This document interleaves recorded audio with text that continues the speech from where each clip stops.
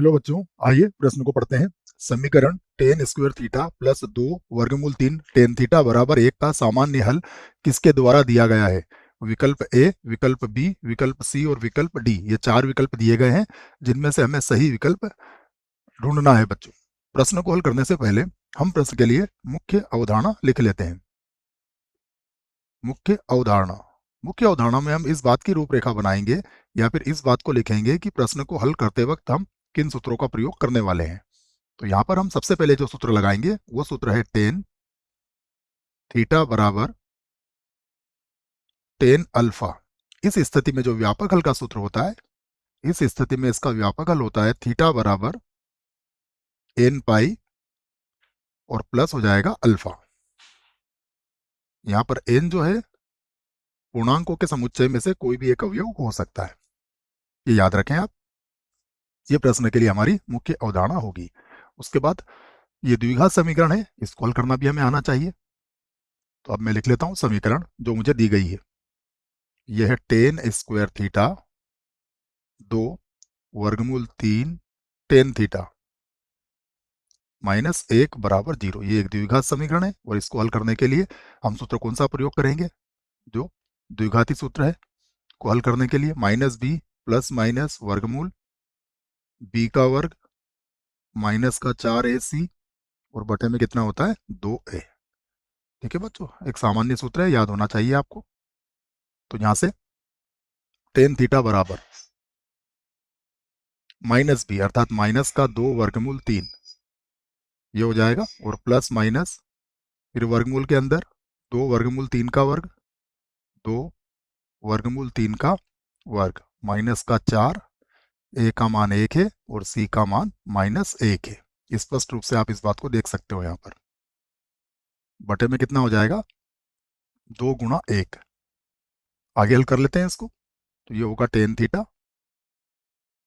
बराबर माइनस का 2 वर्गमूल 3 प्लस माइनस इसके, इसको सूत्र से खोल लेते हैं।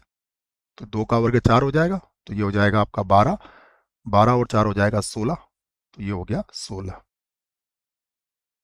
और बटे में आ गया है 2। अब 16 का वर्गमूल हम जानते हैं, तो यहां से लिख देंगे टेन थीटा बराबर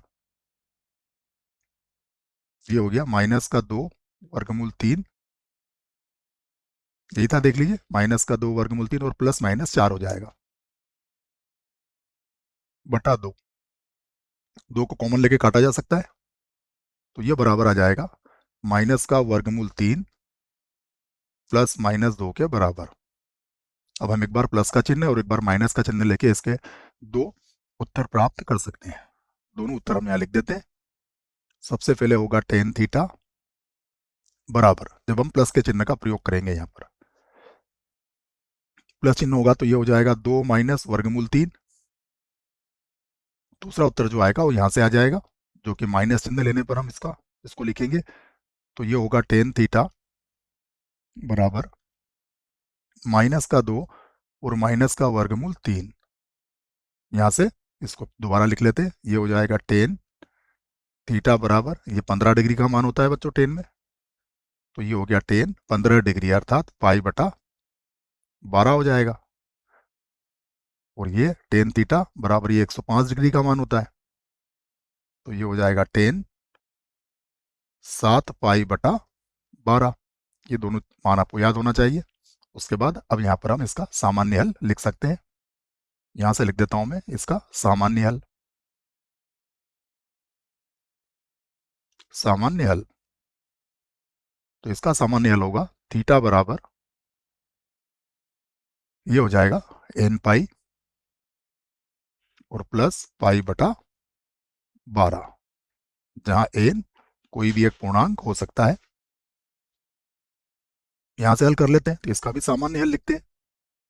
सामान्य हल, इसका सामान्य हल होगा थीटा बराबर एन पाई और फिर हो जाएगा ये प्लस 7 पाई बटा 12। ये लिख दिया हमने इसको, और यहाँ पर एन जो है पूर्णांकों के समुच्चय का कोई भी एक अवयव हो सकता है। अब यदि हम दोनों को मिला के लिखना चाहें तो दोनों का एक ही सामान्य हल भी हम लिख सकते हैं। तो यहाँ पर लिख देता हूं मैं, अतः समीकरण का सामान्य हल,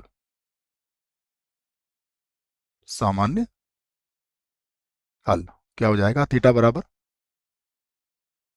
इसको हम लिख सकते हैं 6n+1 और यहाँ आ जाएगा पाई बटा 12 लिखा जा सकता है। यहाँ पर भी n क्या होगा? पूर्णांकों के समुच्चय का कोई अवयव हो सकता है। देखिए दोनों को मिला के हमने ऐसा कैसे लिखा? यदि आपने n का मान यहाँ पर 0 रखा तो पाई बटा 12 आ जाएगा, और यदि आपने n का मान यहाँ पर बच्चों मान लीजिए 1 रखा तो ये 7 पाई बटा 12 भी यहाँ से आ जाएगा। तो दोनों ही मान हमारे आ सकते हैं, चाहे तो आप ऊपर वाले उत्तर भी दे सकते हैं, नीचे वाला उत्तर भी दे सकते हैं। अब हम विकल्प की तरफ चलते हैं, कौन सा विकल्प हमारे लिए सही होगा। तो ये तो गलत है, ये भी गलत है। 6n+1 पाई बटा 12 ये विकल्प जो होगा सही विकल्प होगा। आशा करता हूं बच्चों आपको इस प्रश्न का उत्तर समझ में आया होगा। धन्यवाद।